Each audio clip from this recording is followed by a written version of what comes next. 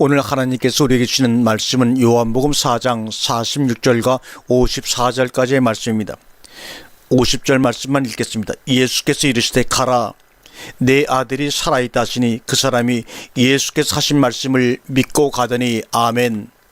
이 본문의 말씀을 가지고 오늘 제목은 말씀을 믿고 가더니, 이 말씀을 가지고 함께 은혜를 나누겠습니다. 시골에서 농사를 지으며 어렵게 살면서도 아들을 서울로 유학을 보낸 부모가 어느 날 바람결에 들려오는 소문으로 아들이 밤늦게까지 놀며 쏘다닌다는 소식을 듣고 전화를 했습니다. 예, 너 요새 하라는 공부는 안 하고 밤새 쏘다닌다며? 어딜 그렇게 다니는 거냐? 혹시 나쁜 친구들하고 어울리는 것 아니냐? 이렇게 전화를 했습니다. 부모님으로부터 이런 전화를 받은 아들은 설령 그것이 사실이더라도 곧이곧대로 말하지는 않았을 것입니다. 목소리를 가다듬어 이렇게 말할 것입니다.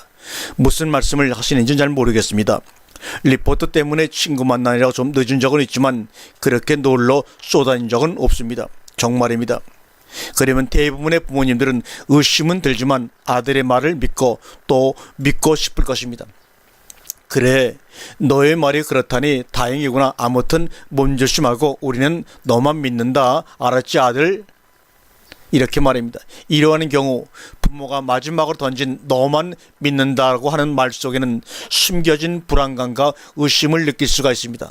말은 믿는다고 하지만 실제로는 아들을 전적으로 신뢰할 수 없는 부모의 심정이 그 속에 숨어 있는 것입니다. 대부분의 경우 믿는다는 말 속에는 그 반대의 뜻이 숨어 있죠. 믿지 못할 경우가 많을 때 더욱더 믿습니다 할 때가 많이 있습니다. 성경이 우리더러 하나님을 믿고 예수님을 믿으라고 요구하는 것은 이미 우리의 삶이 하나님을 믿지 못하고 있다는 반증이기도 하고, 또한 인간들이 하나님을 향하여 내가 당신을 믿습니다라고 말하는 것도 사실은 하나님이 잘 믿어지지 않을 때 쓰는 말임을 하나님도 알고 우리도 알고 있지 않습니까? 오늘 본문의 내용은 왕의 신하로서 있는 어떤 고관의 아들이 병들어 죽게 된 것을 예수가 멀리 떨어져서 말씀으로 고쳐주신 사건입니다. 우리가 이런 성경의 본문을 보는 데 있어서 약점은 너무 쉽게 예수의 능력이 얼마나 막강하고 멋있는가에만 고정되어 있다는 것입니다. 오늘 본문은 예수의 기적 같은 능력을 말하고자 함이 아닙니다. 본문은 인간들의 말이 가지고 있는 이중성과 그러한 말로 인간들이 하나님의 마음을 얼마나 안타깝게 하는가에 대한 고발입니다. 예수께서 다시 갈릴리 가나에 이르시니 전에 물로 포도주를 만드신 곳이더라. 왕의 신하가 있어 그의 아들이 가버나움에서 병들었더니 그가 예수께서 유대로부터 갈릴리에 오셨다는 소식을 듣고 가서 청하되 내려오셔서 내 아들의 병을 고쳐주소서 하니 저가 거의 죽게 되었습니다. 예수님은 지금 갈릴리 가나에 계시고 왕의 신하는 가버나움에서 가나안까지 20km가 훨씬 넘는 길을 죽어가는 아들을 살릴 수 있다면야 무슨 일인들 못하려는 심정으로 예수님께서 예루살렘에서 가나로 돌아와 있다는 말에 그야말로 단숨에 달려왔을 것입니다. 그가 예수님을 찾아온 것도 그도 갈릴리인들이 명절에 예루살렘에 올라갔다가 예수님께서 거기서 행한 많은 표적들을 보고 갈릴리로 돌아오는 예수를 환영하는 것을 보았기 때문입니다. 그러므로 예수님이야말로 자기 아들의 병을 고칠 수 있을 것이라는 믿음이 그의 속에 있었던 것입니다. 문제는 어떻게 예수님을 가버나움까지 모시고 가느냐는 것입니다. 예수를 어떻게 움직일 것인가? 예나 지금이나 사람들의 관심은 항상 이런 것입니다. 예수를 어떻게 움직일 것인가? 분명히 예수님은 나의 아들을 죽음으로부터 건져낼 능력이 있다. 그러나 어떻게 그분의 능력을 나의 것으로 만들 것인가? 문제는 이것입니다. 인간들의 항상 고민은 사람들은 예수님의 능력을 자기 것으로 능력화하는 것이 예수님을 믿는 것이라는 믿는 사람이라고 착각들을 하고 있습니다. 벗어나세요. 그것은 착각입니다. 그러다 보니 예수의 능력을 자기 것으로 바꾸는 것에만 집착한 나머지 어떻게든 예수께 나아가 얼마나 내가 당신의 능력을 필요로 하는지에 대하여 말하고 나에게 그 능력을 베풀어 주십사 하고 예수님으로부터 동정을 받고자 하느냐 아니면 금식하며 소리질러 기도를 하는 것입니다. 왕의 신하는 고관의 신문으로 가버나움까지 에서 가나까지 멀다 않고 달려와서 예수님 앞에 자신의 처지를 알리는 것은 그만큼 그 사람의 처지가 절박하다는 것을 의미합니다. 예수님, 가버나움에 오셔서 제 아들을 살려주십시오.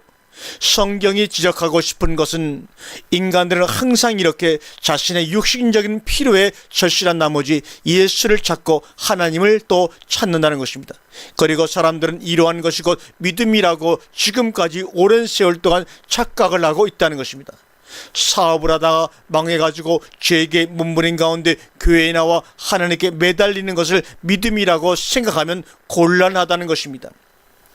그것은 인간 누구나 갖고 있는 자신의 생명과 유익을 향한 절실함에 지나지 않는 몸부림입니다. 교회는 세상으로부터의 도피처가 아니라 세상으로부터의 삶의 전환입니다. 나의 유익을 위한 절실함을 강구하는 것이 성경이 말하고 있는 믿음이 아니라는 것을 오늘 본문에 예수님의 답변을 통해서 해답을 내릴 수가 있습니다. 예수께서 가라사대 너희는 표적과 기사를 보지 못하면 도무지 믿지 아니하리라. 우리들은 표적이나 신기한 일들을 보지 못하면 도무지 하나님을 믿지 않는다는 지적입니다. 이 말씀은 왕의 신하를 향하여 칭찬하시는 말씀이 아니라 오히려 책망의 말씀이라는 것을 우리는 깨달아야 합니다. 너는 지금 나를 믿어 나의 삶을 살고자 온 것이 아니라 너의 힘으로는 도저히 이룰 수 없는 너의 절실한 필요를 나의 능력으로 채우기 위하여 왔을 뿐이다. 때문에 너는 내가 너의 필요를 채워줄 때만 의미가 있을 뿐 내가 너의 필요를 초자연적인 능력으로 채워주지 아니하면 절대로 너는 나를 믿지 않을 것이다, 이 말입니다. 오늘 우리가 생각해야 할 것은 과연 이 왕의 신하가 자기 아들이 아파 누워있지 않아도 예수님을 찾아왔을까 하는 것입니다. 정상적으로 평안한 삶을 살고 있을 때에도 예수를 찾아왔겠느냐 하는 겁니다. 그러나 왕의 신하에게 있어 예수님의 이런 말씀이 귀에 들어올 리가 없는 것입니다. 오직 자기 아들이 죽음에 이르기 전에 예수를 모시고 내려가야 하는 것이기 때문입니다. 모든 가치는 자기 아들이 낳은 다음에 생각해 볼 문제인 것입니다. 주님, 지금 제 아이가 죽어가고 있습니다. 어떻게 하면 좋습니까? 저는 주님이 제 아이의 병을 충분히 고칠 수 있다고 믿습니다. 주님의 능력이라면 충분히 우리 아이를 고칠 수 있습니다. 그러나 시간이 없습니다. 주님, 제발 우리 아이가 죽기 전에 내려오셔서 주님께서 지난 6월절 예루살렘에서 행하셨던 그 능력의 팔로 우리 아이를 고쳐 주십시오. 네, 주님. 신하가 가로되 주여 내 아이가 죽기 전에 내려오소서. 죽기 전에 내려오소서. 왕의 신하는 끝까지 자기의 필요에만 관심이 있습니다. 예수님께서 가버나움까지 가는데 어떤 문제가 있는지 혹은 주님이 무슨 생각을 하고 계시는지에 대한 관심은 전혀 없습니다. 오직 자기의 아들이 낳는 것이고 그러기 위해서는 예수님이 가버나움에 꼭 내려가야만 한다고 생각하고 있는 것입니다. 왕의 신하가 참으로 하나님의 능력을 믿고 예수님의 능력을 믿는다면 그렇게 주님 보고 가버나움으로 내려오라고 할 일이 아니라 주님, 감히 주님을 제 집으로 모실 수 없는 일이오니 그까지 육신의 병 고치는 일에 저희 집까지 오실 필요는 없습니다. 다만 여기서 말씀 한마디만 해주세요. 그래야 그래도 믿는다고 어느 정도 할 수 있지 않겠습니까? 예수께서 가라사대 내 아들이 살았다 하신데 그 사람이 예수의 말씀을 믿고 가더니 아멘. 주님은 왕의 신하에게 너의 아들은 살았다. 나는 너와 함께 내려가지 않겠다. 어떻게 해서든 예수님을 모시고 내려가고자 하는 것이 유일한 희망인 사람에게 예수님 그냥 내려가라는 것입니다. 어떻게 할 것인가? 그냥 내려갈 것인가? 아니면 강제로라도 예수님을 붙잡고 내려갈 것인가? 그러나 어쩌랴, 이 양반이 돈을 무수할 사람도 아니고 그렇다고 권세를 무수할 사람인가? 그렇게 억지로 내려간다고 하더라도 우리 아이를 억지로 살려놓으라고 할 수는 없지 않은가? 그렇다면 우리 아이는 죽는 것이 아닌가? 이 양반이 지금 내 아들이 살았다고 하는데 어떻게 그럴 수 있는가? 같이 내려가지도 않았는데 이렇게 마음속으로 고민을 하고 있었을 것입니다. 오늘날 기독교인들의 병폐는 당시의 상황 속에서 자신이 주인공으로서 보지 않은 채 성경의 정답만 알고 있다는 것입니다. 우리는 여기서 나의 아들이 병들어 숨이 꼴깍꼴깍하고 있는 상황에서 예수를 모셔 20km가 넘는 거리를 달려온 아버지의 심정이 되어야만 하는 것입니다. 그러면 그렇게 쉽게 가라, 내 아들이 살았다고 말하는 예수님의 말 한마디를 믿고 갈 수가 있겠습니까? 아니야, 나는 믿고 갈 거야. 그렇게 못 믿는 것은 당신 같은 불신자들이나 하는 짓이, 그러면서도 정작 나는 그렇게 하고 있지 못하다는 것입니다. 결국은 내가 불신자가 아니고 누구란 말인가? 인간의 생사복을 하나님이 주장하신다는 것을 믿는다면 우리 육신이 병들고 늙고 죽는 것도 하나님의 섭리 가운데 있음을 알아야 합니다. 우리가 아파야 할 때는 아파야 할 이유가 있고 죽을 때는 죽어야 할 이유가 있는 것입니다. 그것을 제대로 모르기 때문에 하나님의 섭리는 믿지 못하고 하나님의 능력에만 기대어서 내가 하나님을 믿사오니 제발 살려만 주십시오라고 하는 것은 믿는다는 말의 이중성입니다. 우리는 우리에게 유익한 쪽으로만 하나님을 믿고자 합니다. 그래서 우리가 아프고 죽어지는 일들에 대해서는 마치 사단의 시험에 든 것 같은 생각을 합니다. 그렇지 않습니다. 우리는 하나님의 능력을 믿기 전에 하나님의 섭리와 하나님의 사랑부터 알고 경험해야 합니다. 다시 왕의 신하의 입장에 대해 생각해 보기로 하겠습니다. 왕의 신하가 예수님의 말씀인 가라, 내 아들이 살았다는 말을 참으로 믿었다면 어떻게 했을 것 같습니까? 우리라면 예수님을 향하여 무엇라고 할 것입니까? 그리고 집으로 돌아오는 태도는 어떠했을 것인가? 아쉽게도 본문에는 이 신하가 예수님을 향하여 한 말이 기록되어 있지 않습니다. 다만 예수님의 말씀을 그냥 믿고 갔다고만 기록이 되어 있습니다. 그러나 정말 예수님의 말씀을 믿었다면 아무런 얘기도 남기지 않고 그 자리를 떠날 수 있었겠는가? 이 신하의 다음 말은 별 의미가 없어서 성경 저자가 기록하지 않은 것인지, 아니면 정말 아무런 말도 남기지 않고 예수님 앞을 떠났는지에 대하여는 알 수가 없습니다. 다만 미루어 짐작할 뿐입니다. 정상적이라면 예수님의 능력에 대한 치여와 아울러 감사의 말씀을 남기는 것이 도리일 것입니다. 그러나 본문에는 신하의 그런 표현이 보이질 않습니다. 성경은 우리가 하나님께 감사하는 삶을 살아야 한다고 분명히 가르치고 있습니다. 옥합을 깨뜨려 향기를 부은 여인의 사건에서 보듯이 예수는 제사함을 많이 받은 사람이 사랑함도 크다는 말씀을 하신 바가 있습니다. 그런 면에서 보더라도 만일 이 신하가 예수님께 어떤 식으로든 감사의 사례를 하였다면 이 사건을 기록한 요한으로서는 후세 사람들에게 교훈을 주기 위해서라도 신하의 감사를 기록해 두었어야 했을 것입니다. 그러나 신하는 아무런 말도 남기지 않은 채 그 자리를 떠났습니다. 그렇다면 성경의 기록은 왜 믿고 갔더니라고 말씀을 기록하고 있습니까? 그래서 인간들의 말이라고 하는 것은 문제가 되는 것입니다.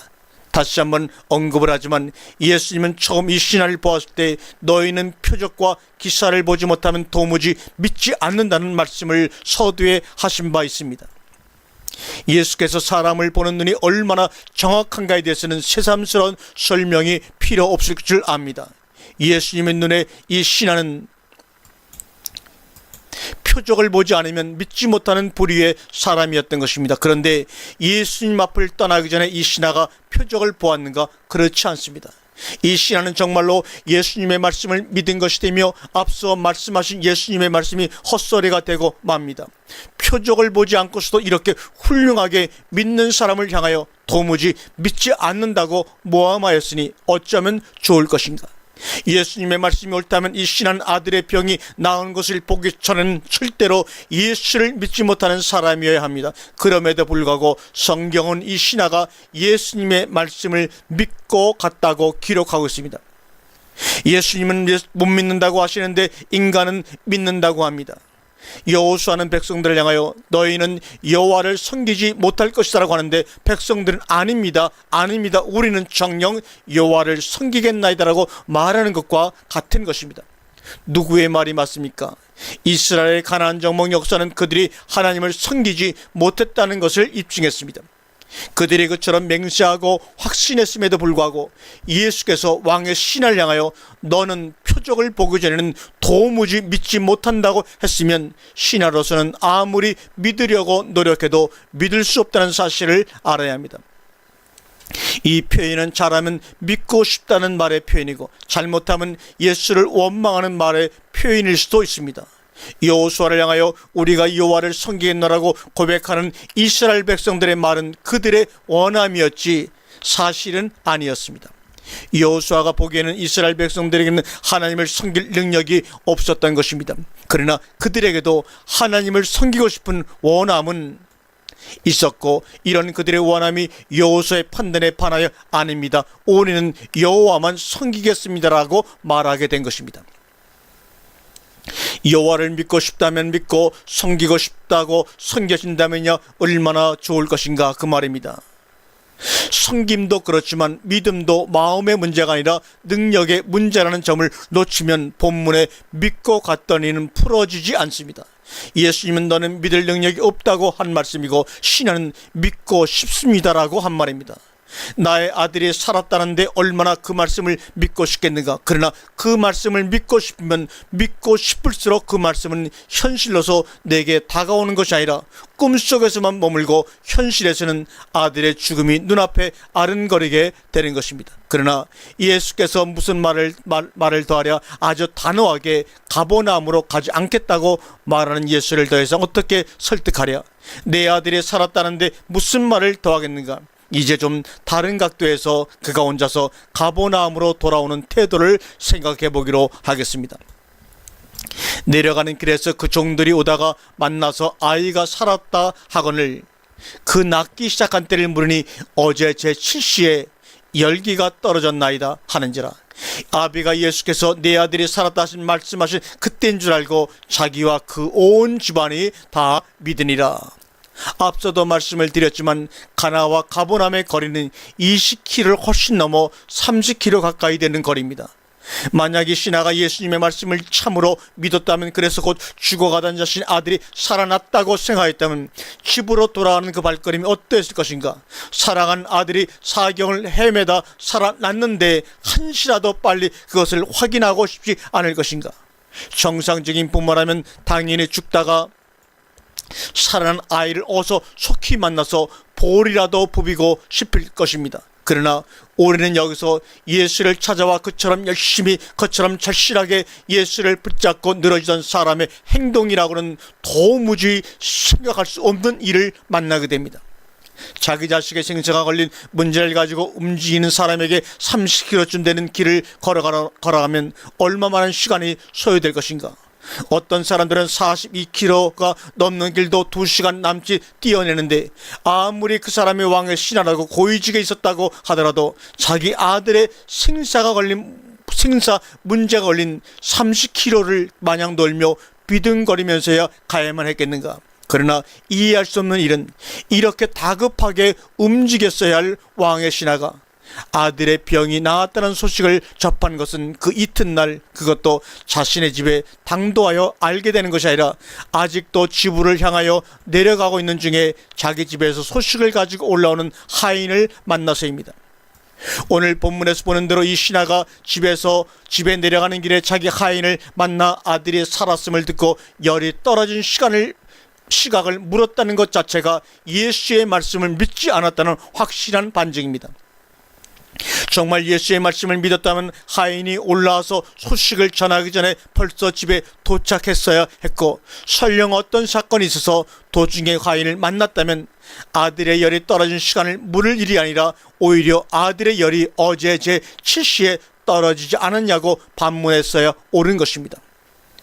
유대인들 시각으로는 제 7시는 우리들 시각으로는 오후 1시에 해당합니다. 일반적으로 낮은 12시간으로 계산되었으며 어둠이 내리면 아무도 일할 수 없는 것으로 알았습니다.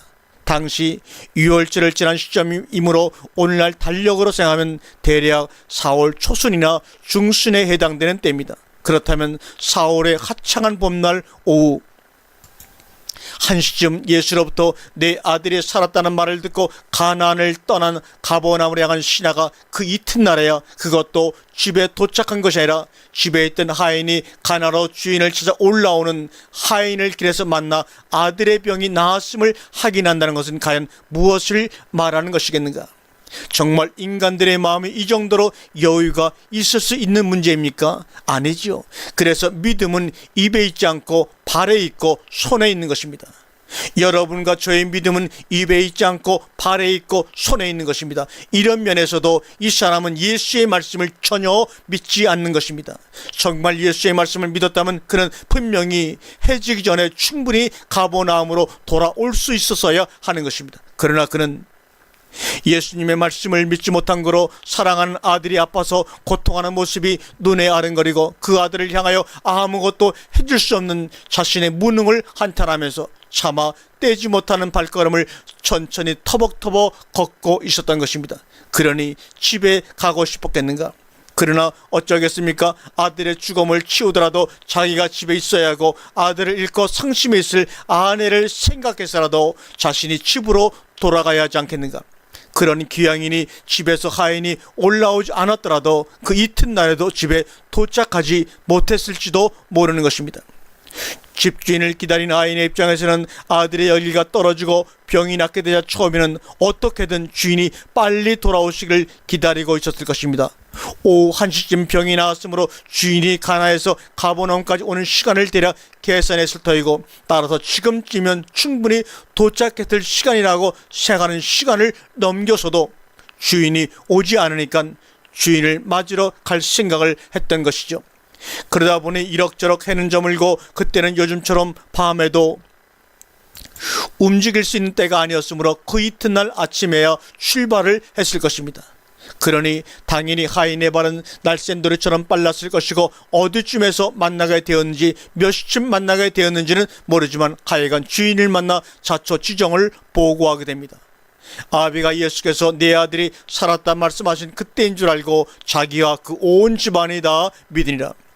여기서 이 두 번째로 신하가 믿었다는 표현이 나오는데, 우리가 정말 이 신하의 입장에 대해서 차근차근 생각해 보았다면 이 두 번째 믿었다는 말의 의미를 헤아릴 수가 있을 것입니다.